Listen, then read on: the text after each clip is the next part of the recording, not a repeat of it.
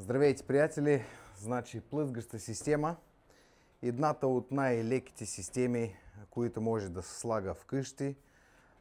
Значи на балкона, верандата, да се остъкли.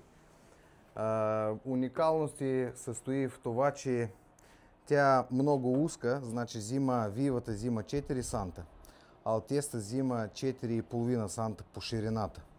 И ето виждате, ми се намираме на балкона, който дължината има 6 метри.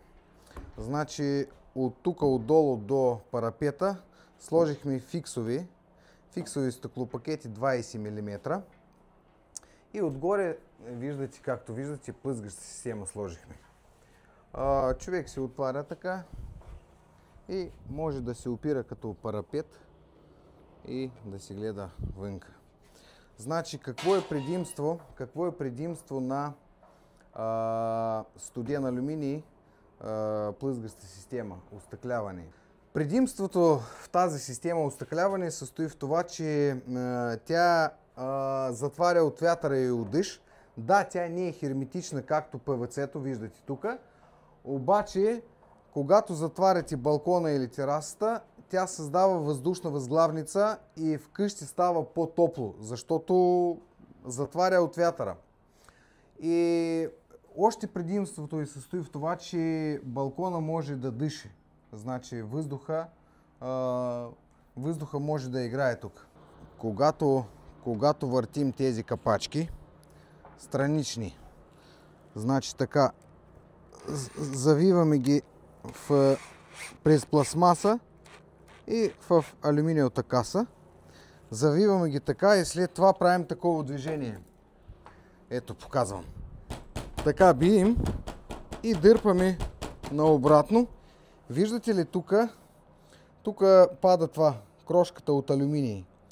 Задължително трябва така да го бием и да го махаме, защото след това количките минават и те са каучукови, пластмасови. И тази стружка се забива в колелцата. И след това, когато прозорец кара по релсата, штрака, чука. Сякаш ти паравоза върви, защото този алюминий се забива в количките. Това е лайфхак за онези, който не знае. И това е. Още едно предимство на плъзгаща система студен алюминий състои в това, че тази система се явява една от най-евтината, която може да се сложи. И едната от най-практичните системи. Има различни цветове. Ето виждате, сега сложихме антрацит. Значи тук по средата също отваря се затваря. Така. Значи човека може така пълно да се отвори. Както виждате, тук разстояние има голямо. И тук също. Балкона не е стандартен, крив, както го виждате, на 6,80. И ми го разделихме с такава съчетавка тръба. Забравих как се казва по друг начин. Това е. Подкрепете ни канала. Хубав ден, да се живи и здраве!